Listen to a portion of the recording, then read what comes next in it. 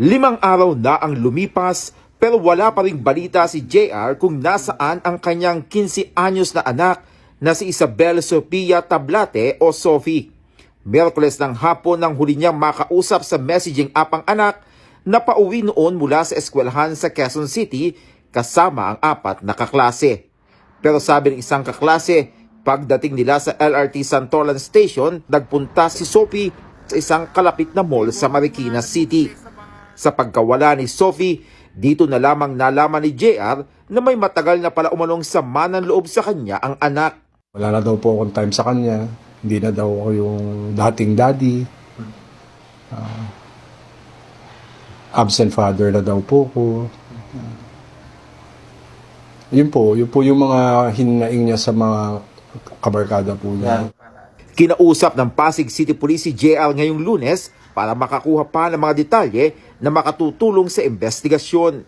Kinumpirma ng Pasig City Police na may nakuha silang kopya ng CCTV footage noong Miyerkules ng hapon sa isang mall sa Marikina City. Positive naman na lumabas siya coming from one of the malls dito sa area natin. Wala na siyang kasama. Sa screenshot naman ang kuha ng CCTV na ibinahagi ni JR, makikita na naglalakad si Sophie sa may terminal ng tricycle sa Santolan malapit sa LRT station. Ang naturang terminal ng tricycle ang sakayan pauwi sa kanilang tahanan. Patuloy pa rin ang paghahanap ng mga pulis ng mga CCTV footage sa mga posibleng lugar na pinuntahan ni Sophie. Sabi ng mga otoridad, may 2 areas of interest silang tinututukan, pero wala pa rin silang makitang malinaw na motibo sa pagkawala ng dalagita. Hindi ko muna sasabihin yung exact locations, ano? Pero along within Marcos Highway sa may Barangay Santolan. Hindi po natin muna masabi kung ano po yung dahilan bakit biglang nag-missing itong ating biktima. Basta sa ngayon, ang focus ng kapulisan ay hanapin itong possible whereabouts, itong location ng ating biktima. Nakausap na rin ng mga investigador ang 3 kaibigan at kaklase ni Sophie. Umaasa si JR na nasa maayos na kalagayan ng anak, kasabay ang pagtiyak ng kanilang pagmamahal at paghingi ng tawad sa mga pagkukulang. Love,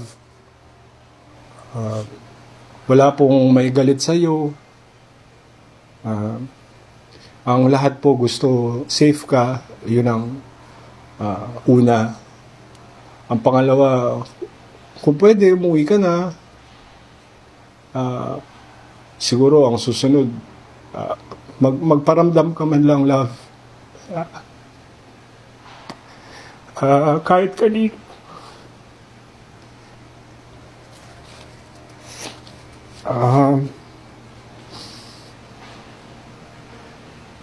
Lahat kami, family mo, humingi ng second chance sa mga pagkukulang po namin, sa mga